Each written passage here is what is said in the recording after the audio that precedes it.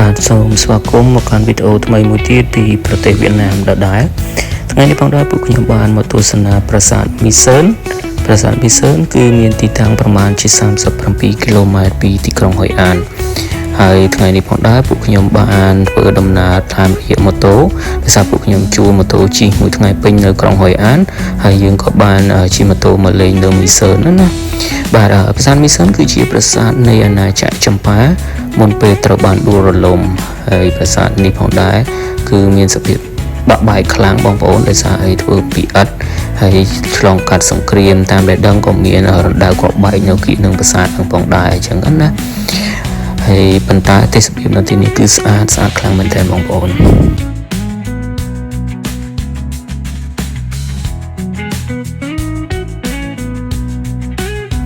បាទសម្រាប់ភ្ញៀវបរទេសផងដែរគឺត្រូវចំណាយ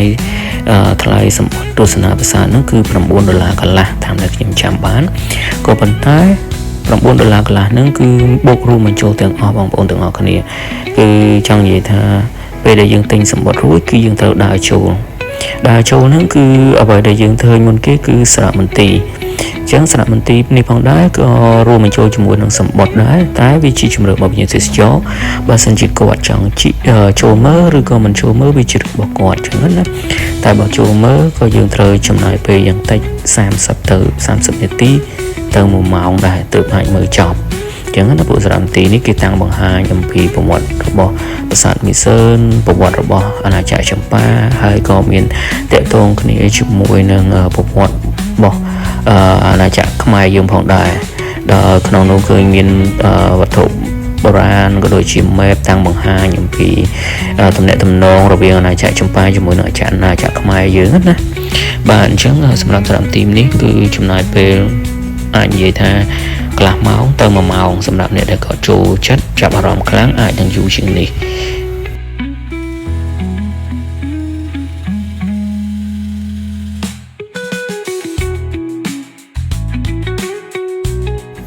បាទបន្ទាប់ពីយើងមើលសារមន្ទីរនឹងរួចយើងត្រូវធ្វើដំណើរដោយថ្មើរជើងមកតង់ទៀតហើយបងប្អូន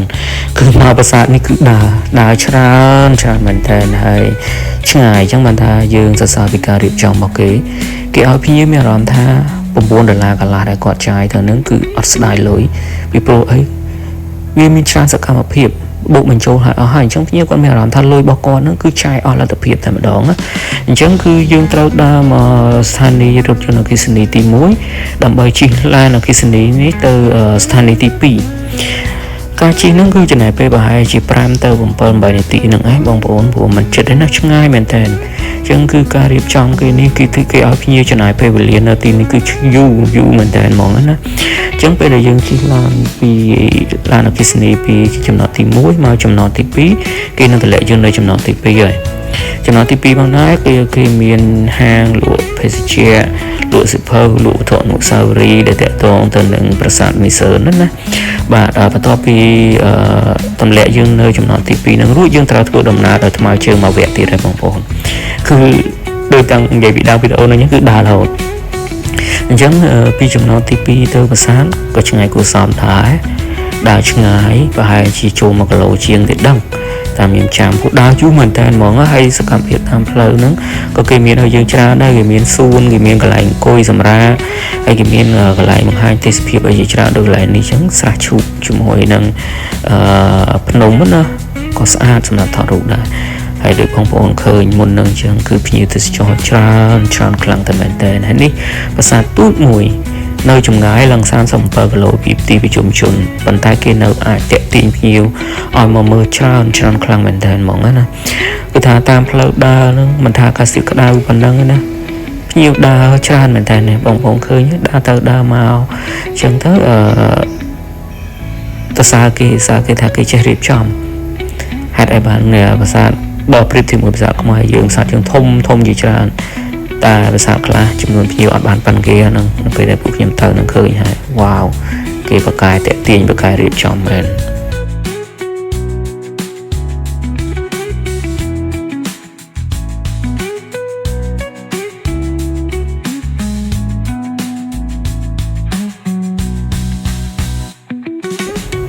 ត្រង់ កន្លែងហ្នឹងចង់ភ្ជាប់ជាមួយនឹង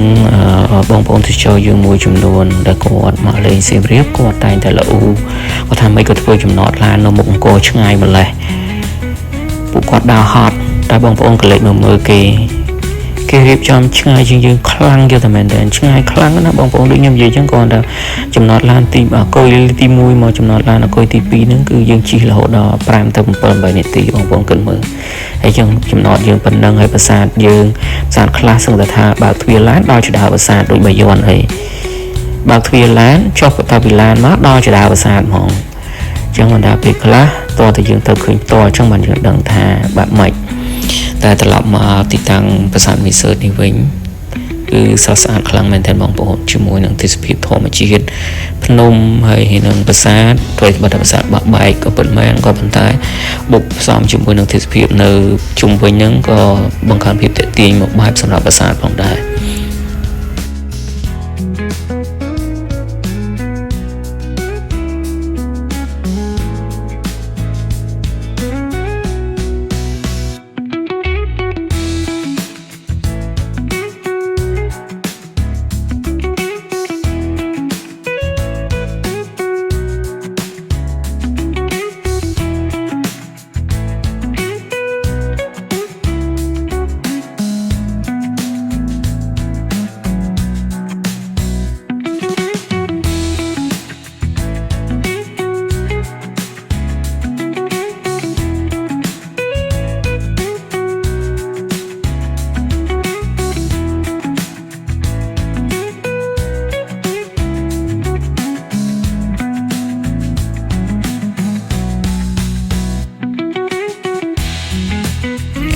បន្ទាប់ពីចំណាយពេលវេលាមួយសន្ទុះធំដើរលេងជុំវិញប្រាសាទមើលប្រាសាទថតរូបអីហើយ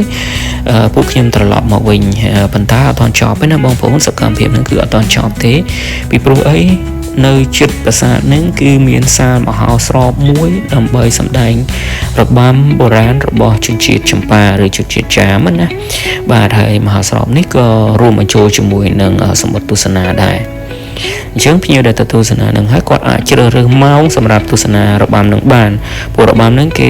មាន schedule របស់គេមានកាលវិភាគរបស់គេត្រឹមត្រូវអញ្ចឹងភ្ញៀវទេសចរដែលគាត់ទៅមើលប្រាសាទគាត់ត្រូវលេខលោកឲ្យហើយថាម៉ោងប៉ុណ្ណាដែលគាត់ចង់មើលរបាំគាត់ត្រូវត្រឡប់មកឲ្យទាន់ដើម្បីគេមើលរបាំនឹងវិញអញ្ចឹងណា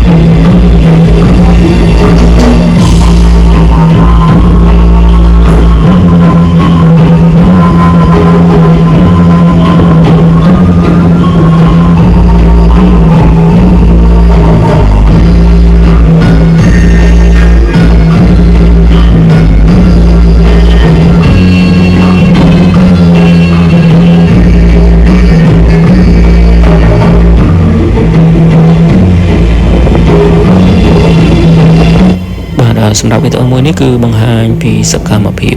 មួយព្រឹកធំរបស់ពួកខ្ញុំនៅប្រាសាទមីសឺនអញ្ចឹងវីដេអូទី2នឹងបង្ហាញពី